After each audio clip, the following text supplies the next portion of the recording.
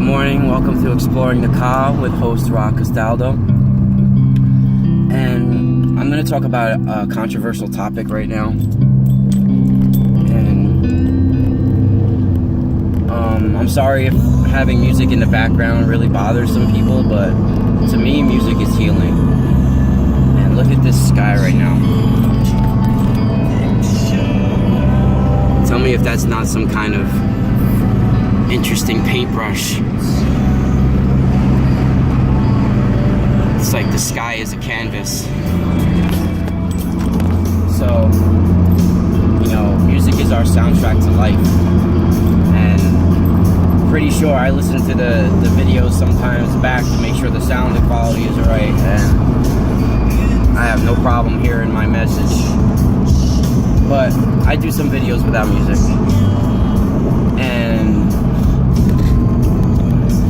I don't want to hurt people. This is a very touchy subject because I do believe our spirit is eternal and lives on after. There is an afterlife, but I don't think it's the way people think. I don't think spirits are being stuck in, their old house they lived at and things like that. I mean, maybe on rare occasions it might happen, but spirits move on. This is the part of the chain, the process, we move on.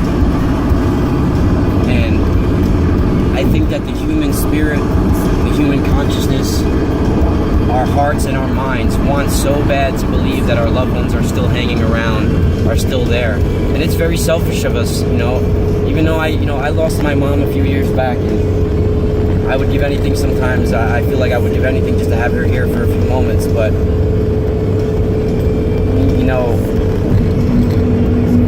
it comforts people to believe that they can contact their lost loved ones and whoever. And I feel that when mediums are having contact with who think they're talking to the dead, or they're talking to their long lost Aunt Sally or whatever, I'm not making fun of it, I'm not criticizing it, and I am admitting that these people are highly psychic. They are an open channel, they are tapping into something, but what they're tapping into might be some kind of entity that feeds off psychic energy, that feeds off emotions, that feeds off of pain and misery and fear.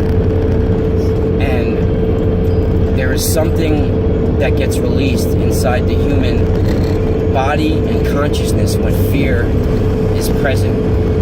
It spreads throughout the body, and these chemicals, they fill the body, and they produce and give off a certain energy that makes them swarm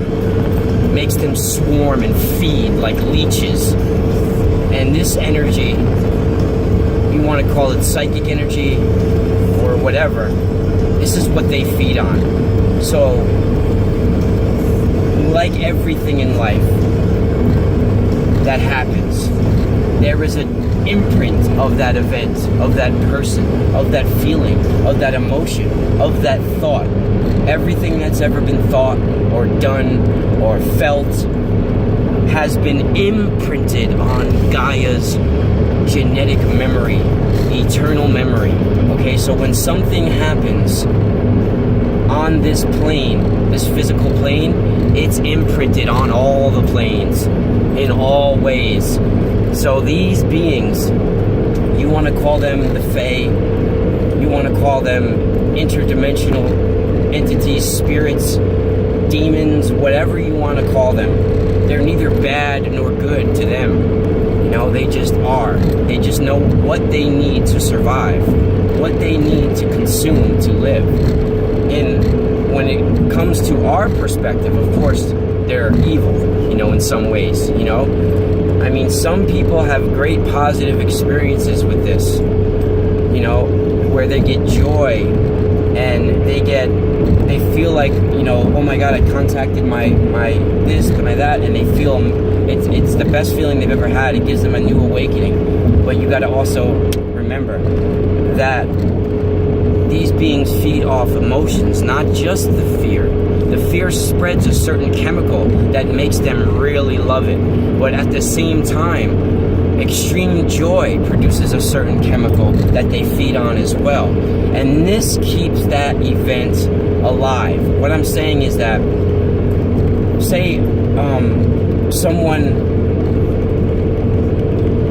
thinks they make contact with their Uncle Joe or something, right? Now, this is a positive experience. If they have a positive experience with it, it makes them feel good. Now, this is keeping the thoughts, the emotions of that person alive, okay? Keeping it alive. And the longer an emotion or feeling stays relevant, the stronger it gets.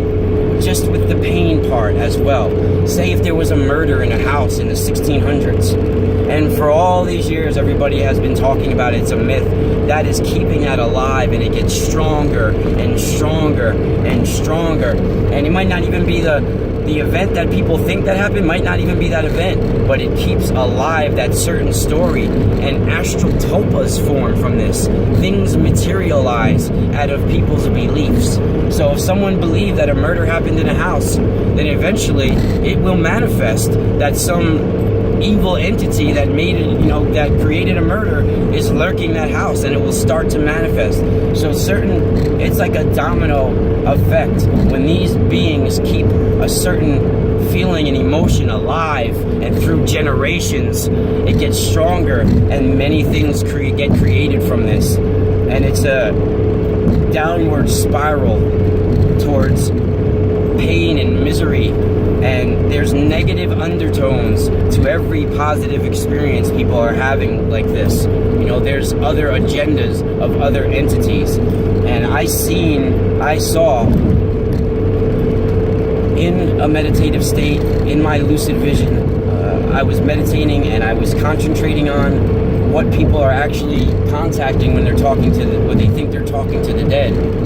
And I saw all these spirits with just heads, neck up, surrounding a child and whispering all different things in a child, like, oh, when you go to school, or when you go to this house next week, like giving a child premonitions, like, oh my God, when your mom brings you to this certain house next week, don't you know that this house, that there was a murder there? And when the child arrives, and then certain things, it tells their mother about it, the mother researches it, and then the mother describes there was a murder, finds out there was a murder at that house. And she's like, oh my God, my baby's psychic, she's talking to the dead.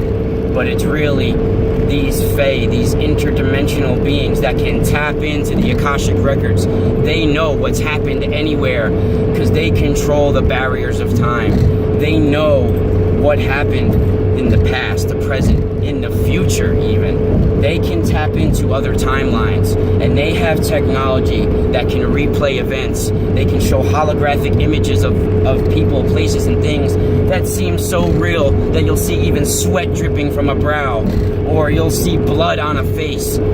So real. Technology that is very ancient and very much like magic.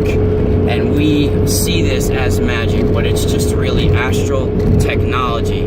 And this is truly what I feel is happening when we are channeling and connecting with who we think are the dead. I'm gonna say goodbye for now and spiral out.